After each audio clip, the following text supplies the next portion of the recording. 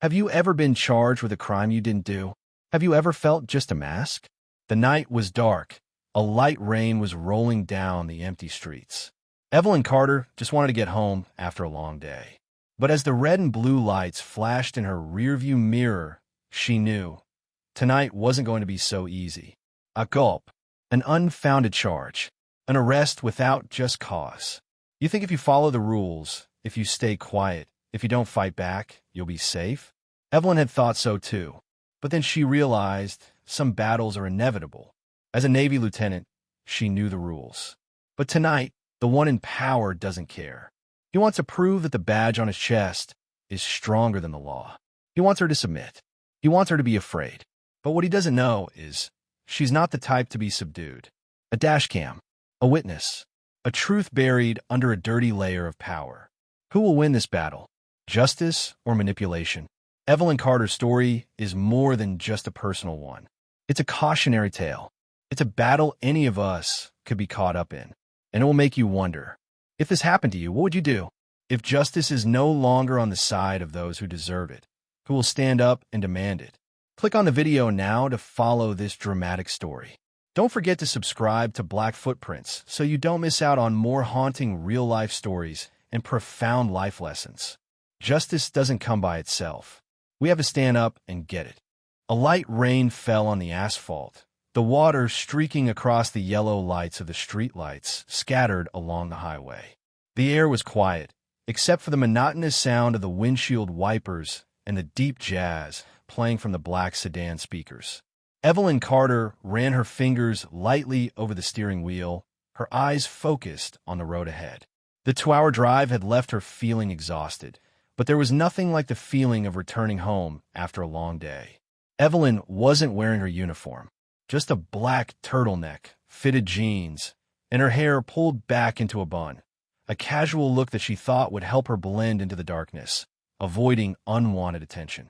But she was wrong. In the rearview mirror, flashing blue and red lights tore through the quiet night. The patrol car sped up, its headlights sweeping across the wet pavement, reflecting light off the water. At that moment, Evelyn's body stiffened for a moment, not from fear, but from exhaustion. She knew the script. She'd seen it happen to too many people. And tonight, it was her turn. Taking a deep breath, she slowly activated her turn signal and pulled over to the side of the road. Her stopping motion was perfect, unflappable. But Evelyn knew what was about to happen had nothing to do with traffic laws. She turned off the radio. In the brief moment between the flashing lights of the patrol car and the stillness of the night, she closed her eyes and calmed herself. Always keep your hands on the wheel. Always follow the rules. Give them no reason to think you're a threat. A figure stepped out of the police car. The light rain darkened his coat. His footsteps were heavy, slow, but deliberate. His large body cast a long shadow across the road.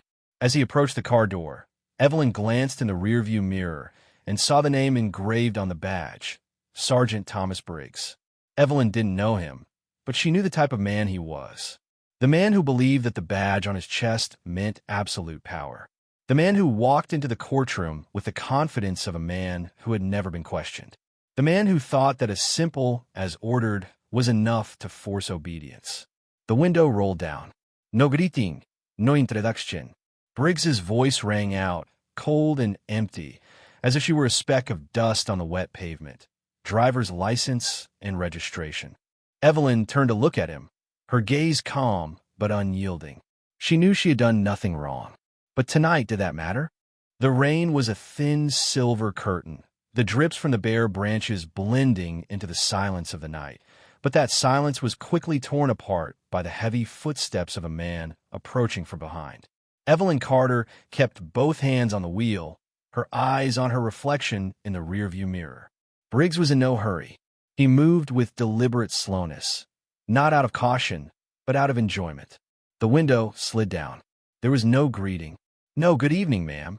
No, this is Sergeant Briggs with the Birmingham Police Department. No explanation for his presence tonight. License and registration.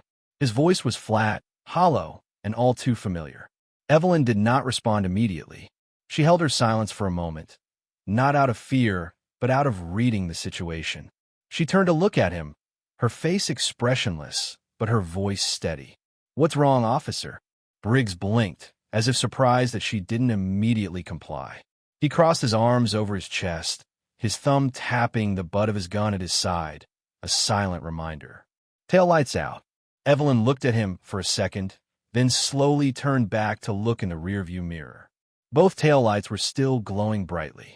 This time, she couldn't help but laugh softly. Not out of amusement, but out of a painful familiarity. She knew that checking her headlights before driving was a basic rule she always followed. She also knew that even if her car was as perfect as when it came off the production line, tonight to him, it would still be out of order. "I'm sure my taillights are fine, officer," she said, her voice calm. Briggs raised an eyebrow, his gaze darkening. His patience was threaded taut. "Are you arguing with me?" Evelyn met his gaze through the rearview mirror. "I'm just saying that my car was recently inspected, and if there's anything wrong, I'll fix it immediately. But I have a right to know the real reason for the stop." Briggs tilted his head, his lips stretching into a grim smile. "Get out of the car immediately. No reason. No explanation. No room for negotiation." Evelyn sat still, her breathing even. This was the first step in escalation. "May I ask why?" Briggs smirked, a smile devoid of any humor. "Because I said so." And in that moment, Evelyn knew the real battle had begun. The rain continued to fall, droplets rolling down the cold metal of the car. The night air grew heavier, thick with unseen but palpable tension. Evelyn took a deep breath, opened the door, and stepped out, keeping her movements slow and controlled. But Briggs didn't wait. As soon as she was upright, he grabbed her arm, spun her around, and pushed her hard against the car. Her back hit the cold steel, and pain shot up her spine. "Hands on the car," he growled, as if she'd just committed the worst crime. Evelyn bit her lip, not out of fear, but because she knew this was coming. Briggs wanted more than just control over her body. He wanted control over her mind. Dipping her fingers into the hem of her sweater, she quickly tapped the screen of her phone, a small gesture that could mean the difference between empty words and undeniable proof. As soon as she felt the phone vibrate in her pocket, Briggs grabbed her arm, tightening the handcuffs more tightly than necessary. The metal bit into her flesh, sending a wave of pain down her wrists. Evelyn gritted her teeth, but she didn't give him the satisfaction of seeing her in pain. "I have the right to an attorney," she said, her voice low, but steady as steel. "Not tonight." Briggs laughed contemptuously. "You'll have plenty of time to think about that right in jail." His rough hands yanked her out of the car, forcing her to stagger toward the patrol car. The door was already open, waiting for her. As she slid inside, Evelyn looked up. There, right in front of her, was a small dash cam mounted on the windshield. She frowned. "A camera." It might be the only thing that saved her. "Calm down, Carter." Nothing he did could change the truth. And the truth is always the strongest evidence. Briggs slammed the car door. He might think he was in charge now, but it wouldn't last long. He slid into the driver's seat, pulled his seatbelt over his shoulders, and glanced in the rearview mirror, watching her through the glass that separated the front and rear compartments. "Who do you think you are?" he asked, his voice dripping with contempt. Evelyn didn't answer. Briggs lifted his chin, his half-smile growing more sinister. "A Navy officer? What do you think that title means here?" Evelyn looked him straight in the eye through the mirror. She didn't need to say a word. She knew the answer would come. But not now. Beneath the metal and the cuffs, she clenched her hands, feeling the pulse of blood through her clenched wrists. This battle had only just begun. Slash. The cell door slammed shut behind Evelyn with a sharp click that echoed in the small space. The gray concrete walls smelled of damp and mold, mixed with the breath of the people who had been locked up here before her, a mixture of sweat, frustration, and despair. She looked around. There was only a metal bench bolted to the wall, a small, rusty sink, and a single fluorescent light flickering from the ceiling, casting a cold, lifeless glow. Evelyn Carter, a lieutenant commander in the United States Navy, was being held as a criminal. She sat down, her back against the cold wall, her hands still aching from the tight handcuffs she had been wearing earlier. But the physical pain was nothing compared to the anger that simmered inside her. Briggs had wanted to teach her a lesson. Little did he know that he had chosen the wrong person. Elsewhere in the station, James Miller sat at his desk, his eyes scanning the computer screen. He wasn't one to meddle, but something about this arrest didn't feel right. A black woman pulled over for a bad taillight. No warrant. No resisting arrest on the report. But still, Miller frowned.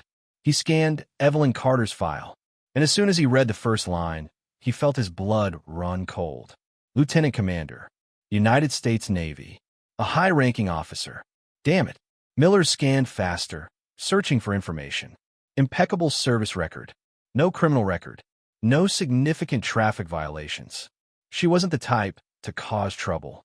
But Sergeant Briggs, he was the problem. Miller glanced around.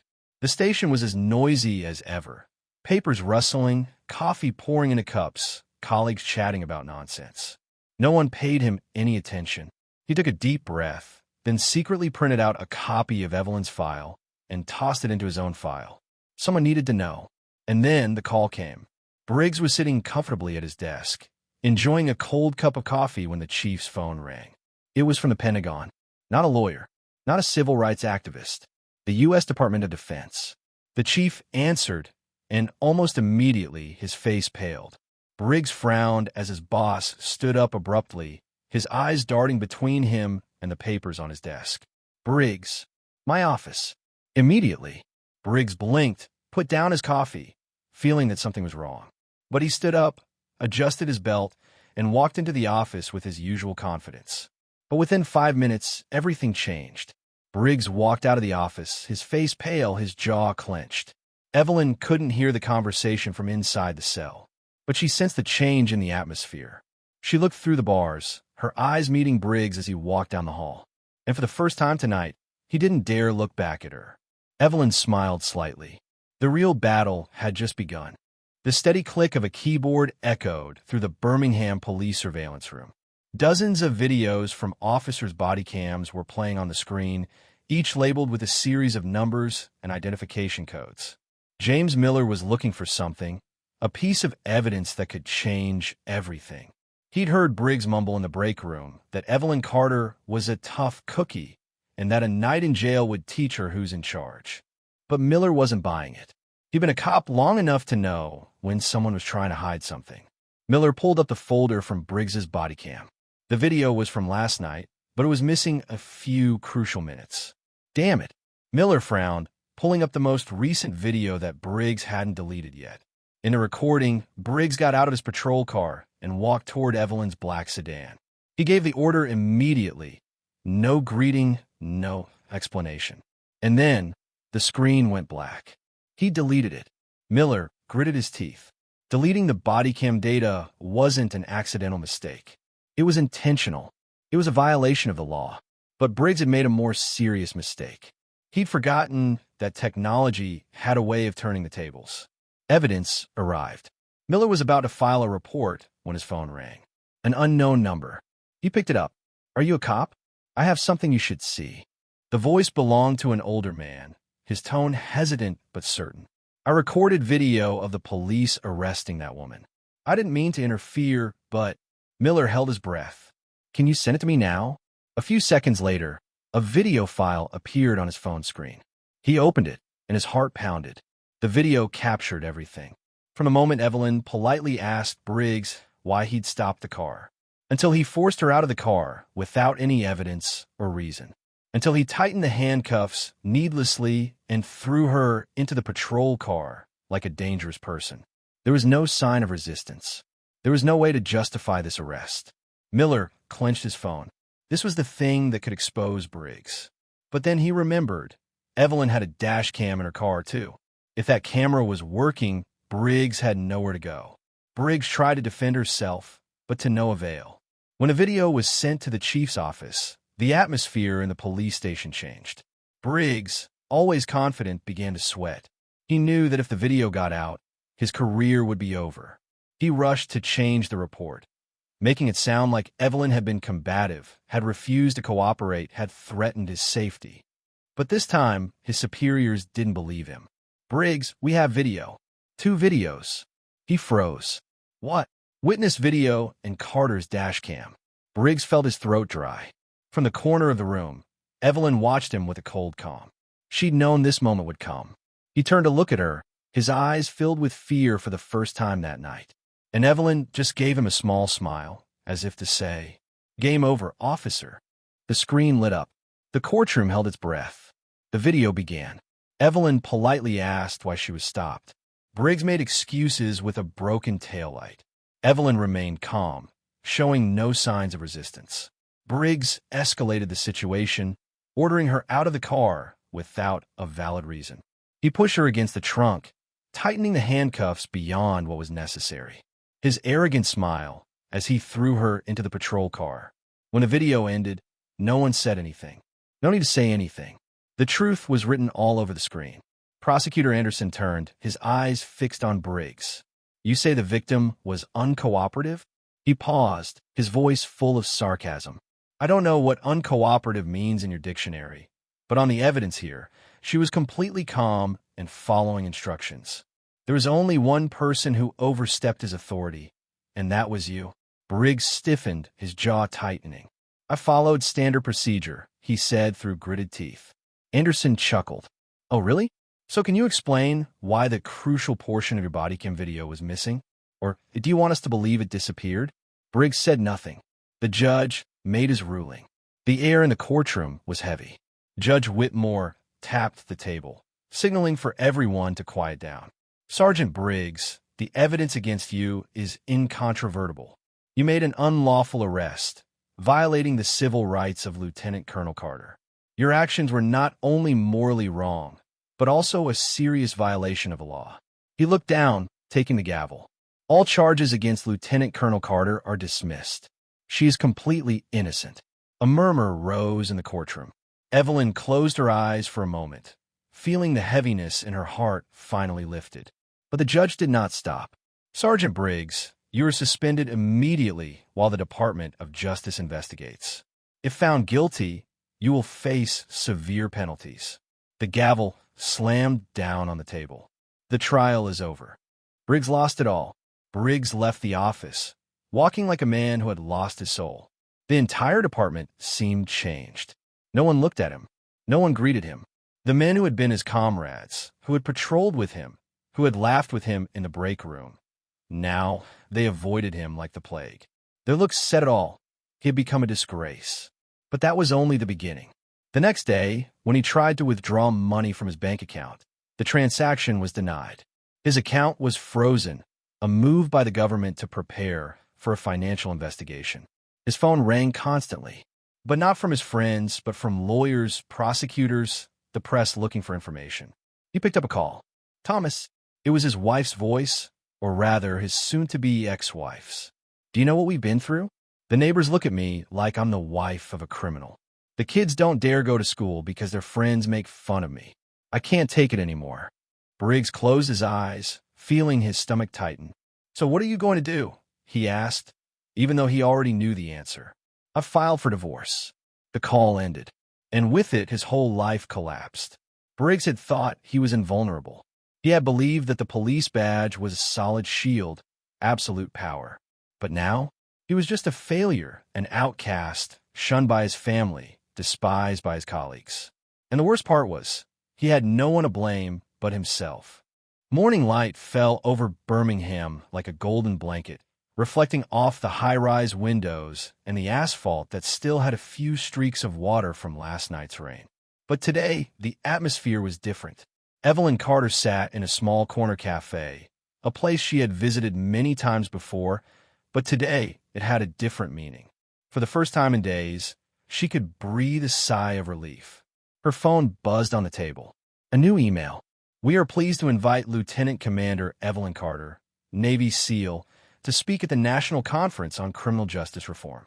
We believe your story illustrates the need for justice and accountability in our legal system."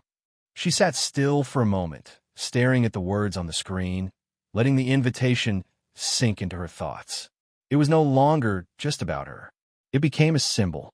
Briggs's record wasn't just overturned. The entire Birmingham police system was under more scrutiny than ever.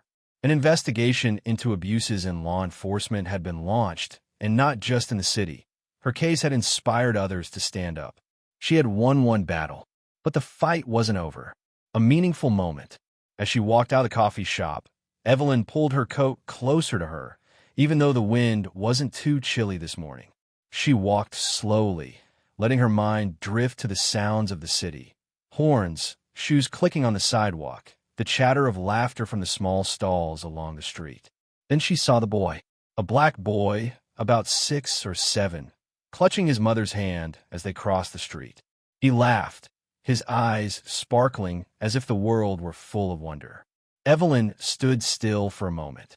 The boy had no idea of the dangers she had just faced, no idea of the sleepless nights she had spent wondering if she was one of the forgotten, cast aside by a system that did not value justice. No idea that, if it weren't for people like her standing up, maybe one day it would be him who was stopped for no reason. It was in that moment that she understood what mattered most. She wasn't fighting just for herself. She was fighting for the next generation. She was fighting so that children like that boy could grow up without the fear of being seen as a threat because of the color of their skin. She was fighting so that one day, smiles like his would never be extinguished by injustice. Evelyn took a deep breath and walked away, her heart lighter than ever. A powerful message. That evening, she turned on her computer and typed the first lines of the speech she would soon deliver in front of hundreds of people. Unchecked power is power abused, and the only way to change the system is to hold it accountable. She paused, then continued writing. We cannot be silent. We cannot turn away. Justice is not something that comes naturally. It is something we must fight for. And we do not fight just for ourselves, but for those who will come after us. She smiled because she knew this was not the end. This was only the beginning.